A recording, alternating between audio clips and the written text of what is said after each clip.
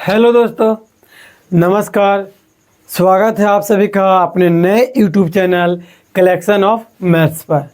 तो दोस्तों, कल के मैंने वीडियो में 10 से 20 तक के सभी ऑब्जेक्टिव प्रश्नों का हल किए थे और आज हम लोग 21 से 30 तक के सभी ऑब्जेक्टिव प्रश्नों का हल करेंगे।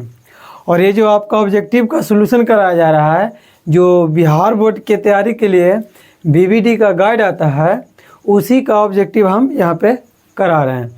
और ये ऑब्जेक्टिव कब का पूछा है, साइड में उसका मतलब डेट भी हम दर्शा दिए हैं।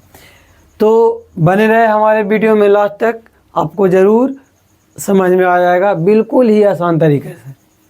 देखिए, पहला नंबर प्रश्न आपका कहता है कि यदि p एक धनात्मक पूर्णांक है तो धनात्मक सम पूर्णांक का रूप क्या होगा। तो आप याद रखिएगा, यदि आपसे पूछेगा कि सम पूर्णांक का रूप, तो वो आपका जो हो जाएगा वो 2q के रूप का होता है। अब ABCD का कोई भी अक्षर एग्जाम में रह सकता है, ठीक है। जैसे 2m भी रह सकता है, 2a भी रह सकता है, 2p भी रह सकता है, ठीक है। अब देखिए, तो यहाँ पे 2p कर लीजिए, ठीक है। और विषम पूर्णांक का जो रूप होता है, विषम पूर्णांक का रूप जो आपका होगा वो हो जाएगा क्या, तो 2p और प्लस 1 कर दीजिएगा। ऐसा क्यों होता है हम बता देंगे आपको।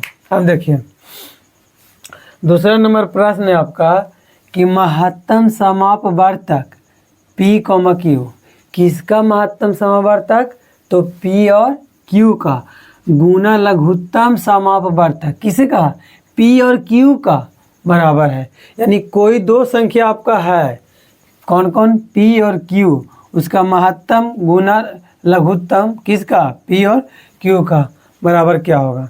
तो देखिए, हम आपको बता दें कि देखिए एक फॉर्मूला होता है, क्या होता है, तो पहली संख्या गुना दूसरी संख्या बराबर होता है HCF गुना LCM, ठीक है। अब देखिए, पहली संख्या आपका मान लेते हैं P और दूसरी संख्या को मान लेते हैं क्या, P और दूसरी संख्या को मान लेते हैं Q, क्योंकि पहली संख्या यही है P और Q। बताया नहीं है लेकिन आपको समझना है इशारे और इशारे में। तो देखिए, यहाँ पे क्या है, HCF, ठीक है, HCF गुना LCM, तो HCF गुना LCM ही तो है आपका, इसलिए P गुना Q ही आपका क्या हो जाएगा, HCF गुना LCM, ठीक है। तो आपका राइट आंसर क्या हो जाएगा, P और Q, जो कि ऑप्शन नंबर ए में है। अब देखिए, 23 नंबर प्रश्न आपका कहता है दो धन पूर्णांक को A और B के लिए मासा बराबर होगा। तो देखिए, आपको हम बता दें कि देखिए कोई दो धन पूर्णांक है, तो अभी हमने क्या लिखा कि जो आपका पहली संख्या होता है, पहली संख्या गुना दूसरी संख्या, क्वेश्चन नंबर 23 में है आपका, दूसरी संख्या बराबर होता है HCF गुना होता है LCM। अब देखिए, पहली संख्या आपका है यहाँ पे A और B है, इसका मतलब पहली संख्या A और दूसरी संख्या B, तो A गुना B हो जाएगा, ये आपका हो गया HCF गुना हो जाएगा LCM। अब आप समझिएगा, तो इसे आप AB HCF गुना LCM लिख सकते हैं। अब आप देखिए, अपने मन से हम किसी भी संख्या में 1 से गुना करेंगे तो उसका मान नहीं बदलता है। तो हम बोले कि A गुना B, AB गुना 1 कर दो बराबर में HCF गुना क्या हो जाएगा, LCM।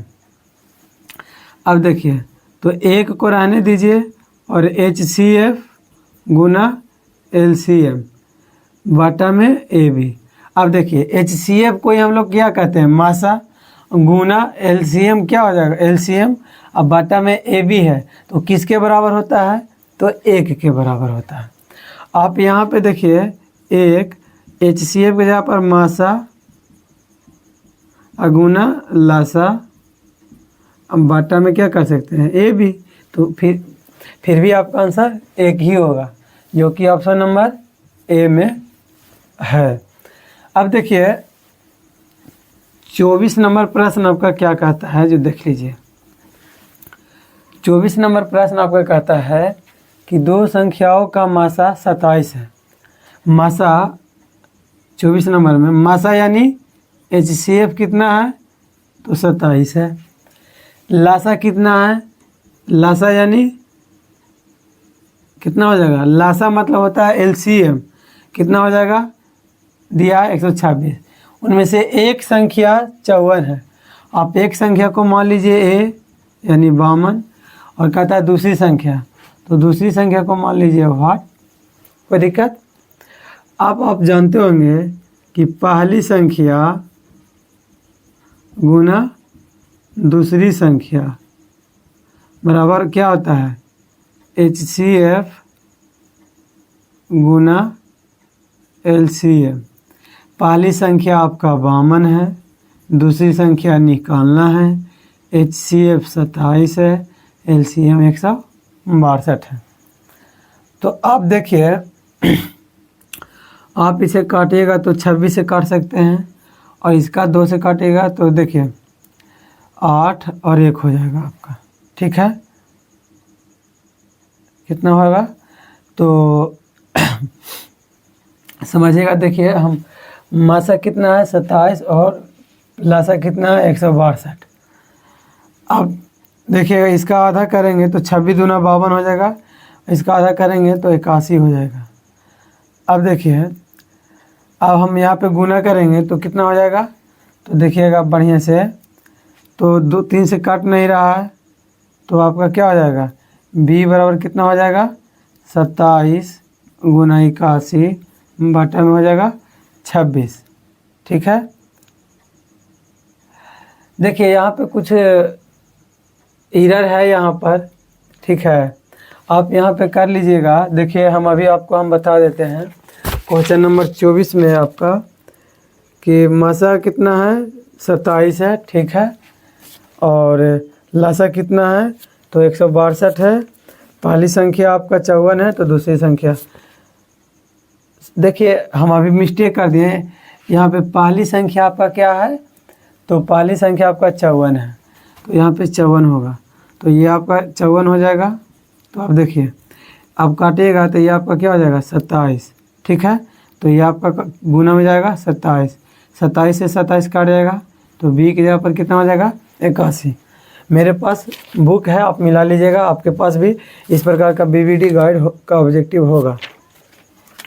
तो जो इसका राइट आंसर हो जाएगा कितना हो जाएगा, 81 हो जाएगा, जो कि ऑप्शन नंबर डी में है। अब देखिए 25 नंबर प्रश्न आपका कहता है कि क्या कहता है, जो देखिए किसी धनात्मक पूर्णांक Q के लिए प्रत्येक धनात्मक विषम पूर्णांक का रूप होता है। हमने अभी शुरुआत में ही बताया था कि देखिए जो सम पूर्णांक होता है, सम पूर्णांक का जो रूप होता है वो होता है 2m। आप ABCD का कोई भी अक्षर मान लीजिए, ठीक है। Q यहाँ पे दिया है तो Q कर दीजिए, कोई दिक्कत नहीं है। विषम पूर्णांक का रूप जो होता है आपका वो होता है 2Q + 1 होता है, ठीक है। अब आप देखिए कहता है धनात्मक विषम पूर्णांक, तो देखिए आप इसे 2 से मल्टीप्लाई कीजिएगा 3 से, ठीक है, तो +1 लास्ट में इसका होना चाहिए, यानी विषम संख्या। अब विषम संख्या देख लीजिए ऑप्शन नंबर सी में है, ठीक है, इसीलिए आपका क्या हो जाएगा आंसर। 26 नंबर प्रश्न आपका कहता है कि प्रत्येक परमेय संख्या होती है। तो आपको बता दें कि कोई भी जो परमेय संख्या होती है वो क्या होती है, वो एक वास्तविक संख्या होती है। आप इसे याद रखिएगा, ठीक है। अब देखिए 27 नंबर में कहता है 22/7 है। तो देखिए 27 नंबर में कि 22/7 को हम लोग P/Q के रूप में लिख सकते हैं। इसीलिए P/Q के रूप में लिख सकते हैं।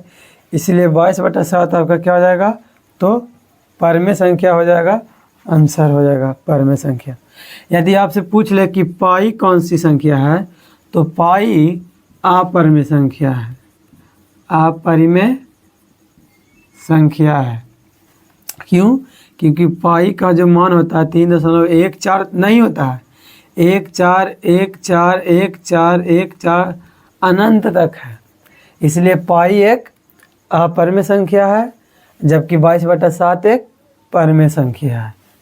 अब देखिए 28 नंबर प्रश्न आपका कहता है कि दो लगातार संख्याओं का मसा है। आप कोई भी दो संख्या ले लीजिए, लगातार होना चाहिए। जैसे देखिए हम ले लेते हैं 5, उसके बाद ले लेते हैं 6, और उसका क्या निकालना है, मासा। तो 5 से मासा निकालिएगा तो 6 हो जाएगा, ठीक है। एक मरतबे 5, एक बच गया, 5 उतारेंगे तो एक 5 मरतबे लगेगा, काट जाएगा। तो HCF आपका कितना आ गया, 1। अब कोई भी दो लगातार संख्या ले लीजिए, लगले जिसको हम लोग कहते हैं, तो वो कितना हो जाएगा, तो लगातार संख्याओं का, दो लगातार संख्याओं का मासा कितना हो जाएगा, 1। यहीं पे सवाल यदि बदल दे कि दो लगातार सम संख्या, तो उस कंडीशन में आपका आंसर 2 होता है, लेकिन आपके यहाँ पे सवाल के अनुसार आंसर 1 हो जाएगा। 29 नंबर प्रश्न कहता है कि यदि A और B अभाज्य संख्या है तो A और B का लसा क्या होगा।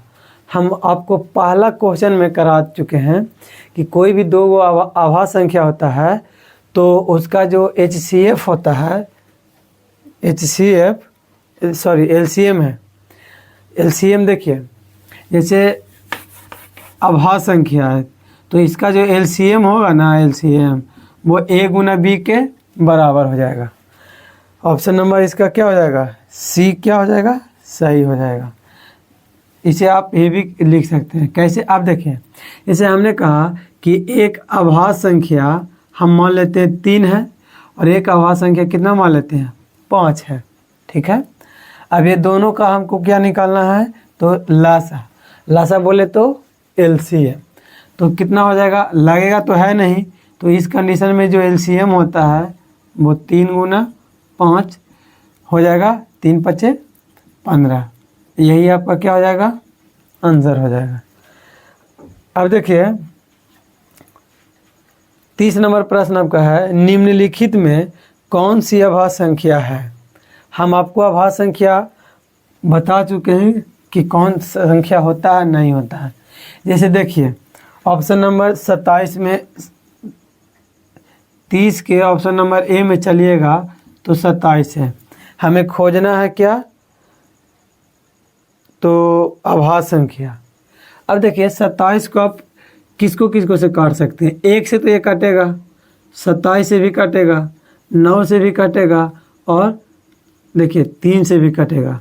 यहाँ पे क्या देख रहे हैं कि एक और सुवाई के अलावा भी कोई न कोई संख्या से एक कट रहा है, और जहाँ किसी एक और सुवाई के अलावा किसी भी संख्या से काटता है तो वो संख्या भाज्य संख्या हो जाती है, अभाज्य नहीं।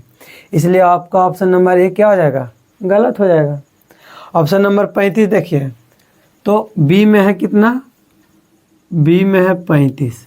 अब आप देखिए 35 को हम लोग 1 से काट सकते हैं, 7 से 35 से काट सकते हैं, और 7 से भी काट सकते हैं। तो यहाँ 1 और स्वयं के अलावा अन्य तीसरी संख्या है 7, जो 35 को क्या कर रहा है, विभाजित कर रहा है। इसलिए ये भी भाज्य संख्या है, अभाज्य नहीं है। ऑप्शन नंबर 13 BC में देखिए 13 है, 13 1 से कटेगा और 13 से कटेगा, और किसी से नहीं कटेगा, इसलिए यही आपका क्या हो गया, आंसर हो गया। बात रहा 56 का, तो 56 में आप देख लीजिए, 56 को आप 1 से काट सकते हैं, कितना, तो 56 से काट सकते हैं, तो 28 से भी काट सकते हैं, 2 से भी काट सकते हैं, 14 से भी काट सकते हैं। तो ये मल्टीपल इसको काट रहा है, यानी 1 और 7 के अलावा काट रहा है, इसलिए आपका ऑप्शन नंबर डी अभाज्य संख्या नहीं है, ये भाज्य है। ऑप्शन नंबर सी इसका राइट आंसर होगा। तो उम्मीद करता हूँ कि आपको ये वीडियो बहुत ही आसानी तरीके से समझ में आया होगा। यदि आप इस तरह का वीडियो देखना चाहते हैं तो आप हमारे यूट्यूब चैनल को सब्सक्राइब कर लीजिए और बेल आइकन को दबा लीजिए, ताकि आने वाला हर वीडियो का नोटिफिकेशन आप तक आसानी से पहुंच सके और आपका जो बोर्ड एग्ज़ाम का तैयारी हो बहुत ही हाई लेवल का हो जाए। मैं सीरियल बाय सीरियल ऑब्जेक्टिव करवाता हूं, इसमें आपको किसी भी तरह का कोई धांधली नहीं मिलेगा। तो थैंक यू, फिर मिलेंगे हम अगले वीडियो में। जय हिंद, जय भारत।